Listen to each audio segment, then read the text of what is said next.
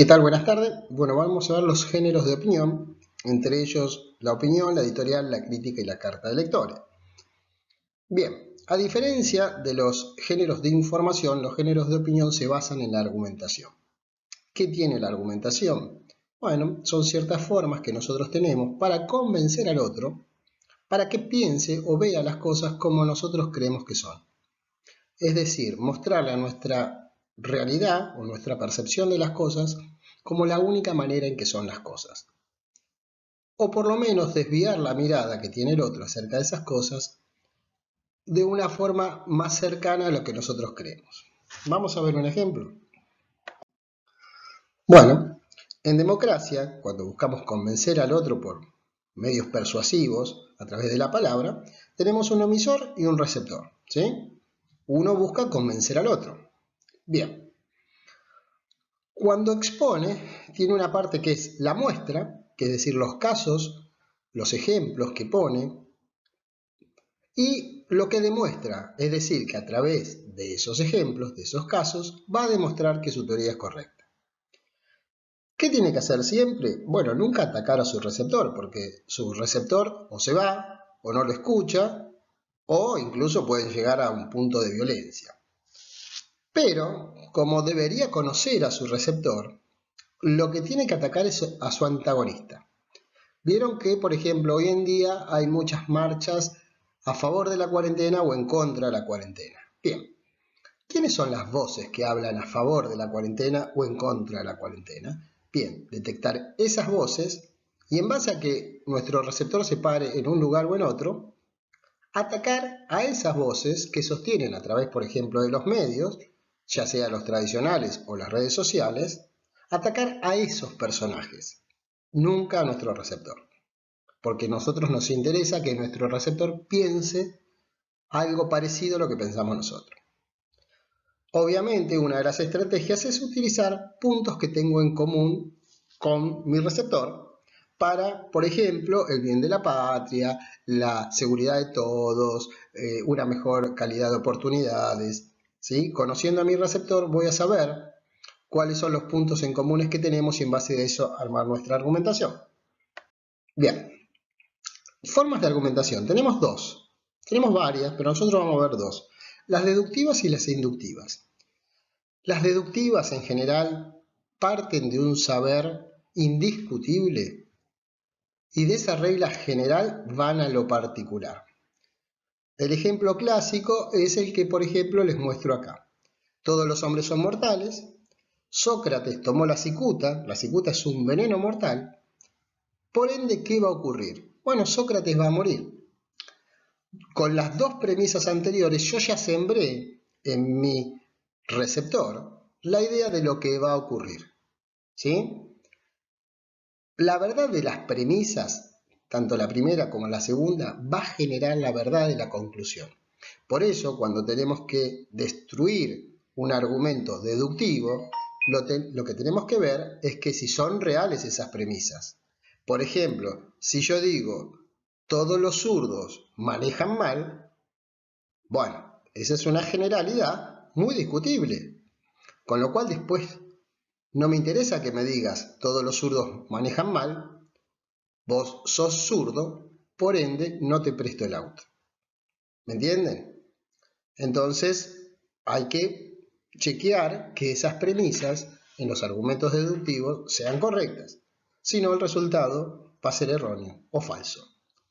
¿Cuáles son las inductivas? Funcionan al revés. De ejemplos particulares van a una conclusión general. El ejemplo que tienen acá es, por ejemplo, vi una oveja y era blanca. Vi 100 ovejas y eran blancas, por lo tanto, las ovejas son blancas. Bien, el inductivo, la forma de razonamiento inductivo, es el razonamiento de las ciencias. Las ciencias lo que hacen en el laboratorio es hacer una cantidad de pruebas para comprobar que el resultado de muchas de estas pruebas llegan a una conclusión determinada, ¿sí? Y como dicen las ciencias exactas, la excepción que confirma la regla. Es decir, Si llega a aparecer una oveja negra, no pasa nada, porque todas las ovejas son blancas menos esta, que es negra. Ahora, cuando aparece una segunda, ya la teoría se cae. Y habría que pensar en otra. Entonces, tal vez, lo que tendría que decir es que vi una oveja y era blanca, vi 100 ovejas y había 2 ovejas negras, por lo tanto, las ovejas son blancas o negras. ¿Sí? Ahora vamos a ver en particular cómo funcionan cada una de estas formas de argumentación. Bien, del razonamiento inductivo. Primero tenemos argumentación mediante ejemplos. ¿Qué hago? Utilizo 2 o más ejemplos para justificar una conclusión. El ejemplo que tienen ahí es: Juan me llama todos los días, me acompaña cuando estoy triste y es muy atento. Por lo tanto, Juan es un buen amigo. Otro ejemplo: en nuestra escuela hay buenos docentes, las instalaciones son modernas y tiene una buena propuesta educativa, por lo tanto es una buena escuela. Vemos otra, argumentación por comparación. Comparo 2 elementos que a primera vista no son comparables para demostrar que hay ciertas coincidencias. Ahí el ejemplo que tienen es: ir a la escuela para no estudiar es como ir al cine y dormir en la película. ¿Qué está queriendo decir esta persona? Es que si yo voy a hacer una actividad, debería prestar atención a la actividad que estoy por hacer. ¿Sí? De estos tienen un montón de argumentaciones por comparación. Vamos a otra, argumentación acerca de las causas. Es explicar la situación actual de acuerdo a qué causa la originó en el pasado. Por ejemplo, no voy a leer el que está ahí, digo otro. Yo no apruebo la materia porque el profesor me tiene bronca. ¿Será eso nada más? ¿Por qué no apruebo la materia? Y debería haber otras razones.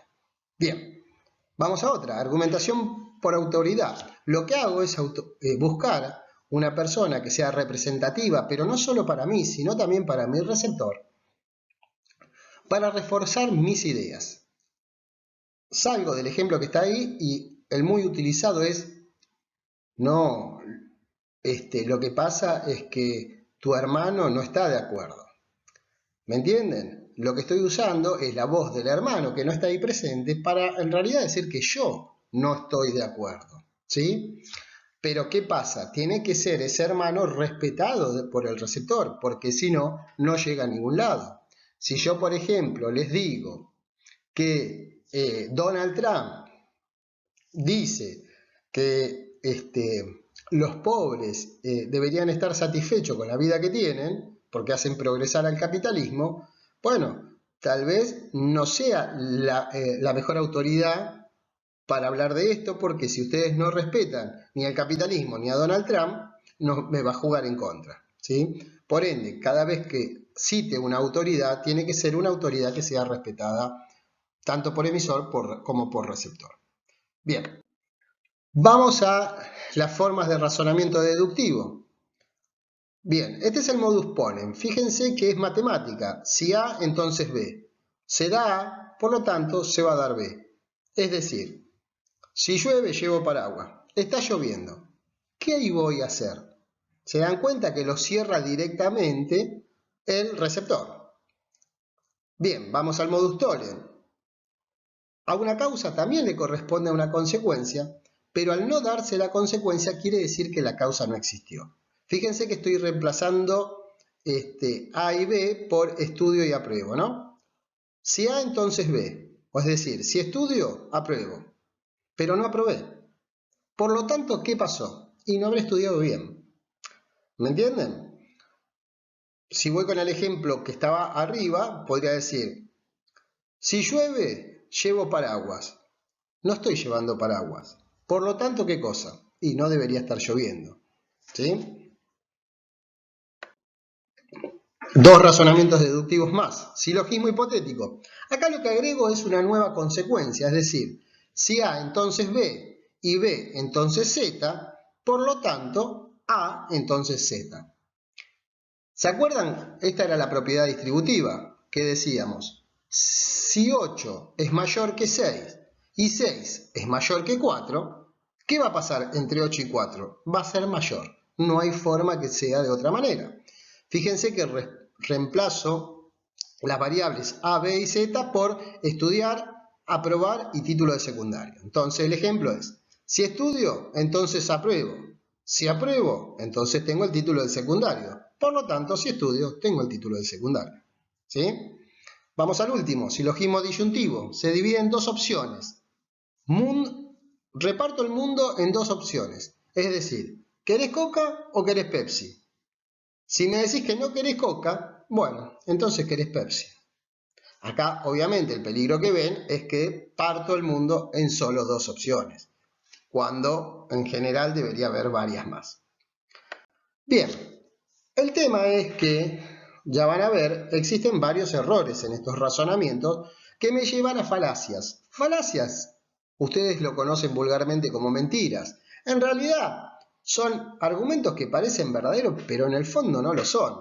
Y esto a veces se da con intenciones del autor o solamente por la propia ignorancia del autor. Vamos a la primera, ad hominem. Es cuando ataco a la persona en lugar de atacar a sus argumentos. ¿Sí? Ahí tienen un ejemplo para verlo, pero yo podría decir, mira, no hablo con vos porque sos de Villa Urquiza. Ahora, esa persona me había hablado de que yo era una mala persona. Entonces no respondo al argumento porque no tengo respuestas y ataco a la otra persona. Ad populum. Ad populum es cuando me hago cargo del saber popular y de alguna manera te digo, no puede ser que no lo sepas. ¿Sí? Por ejemplo, es cuando digo, bueno, vos sabías lo que iba a ocurrir si no estudiabas. ¿Sí? Porque supuestamente todos saben, ¿no? Entonces ahí es hacer un saber popular, pero en realidad es algo que estoy diciendo yo. ¿Sí? Y lo hago cargo como que lo supiera todo el mundo. Ad ignorantiam.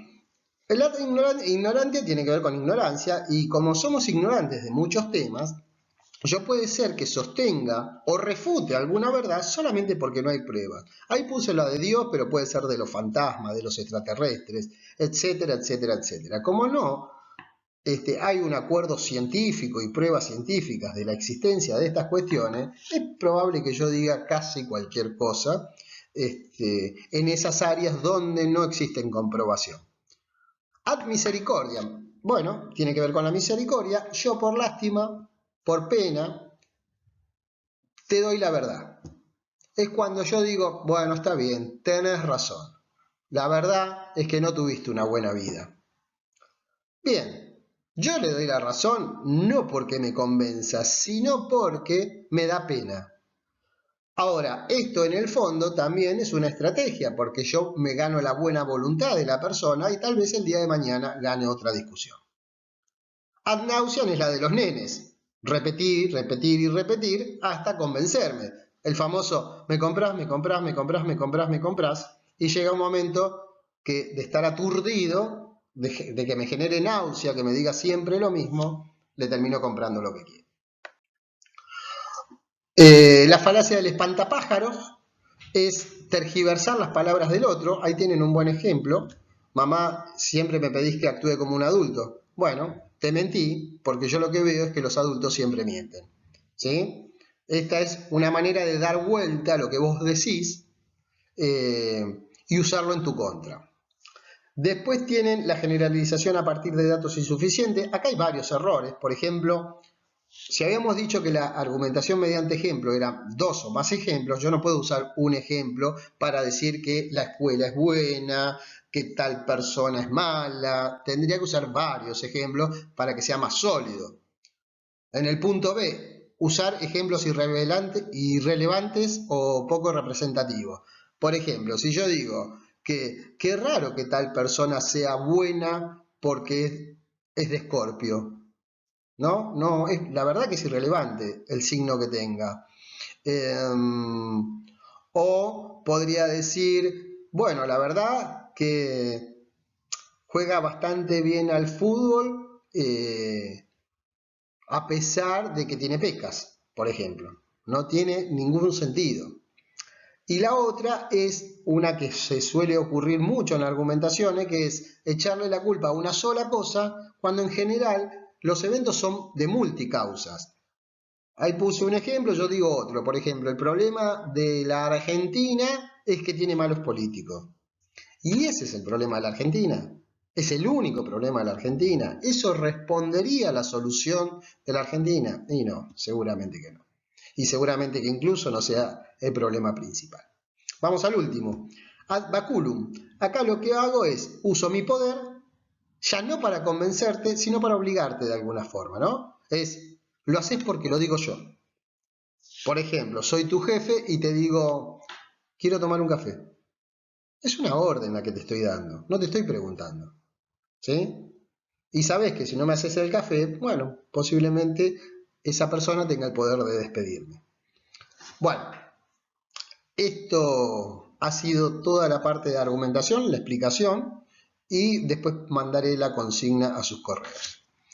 Chao, nos vemos.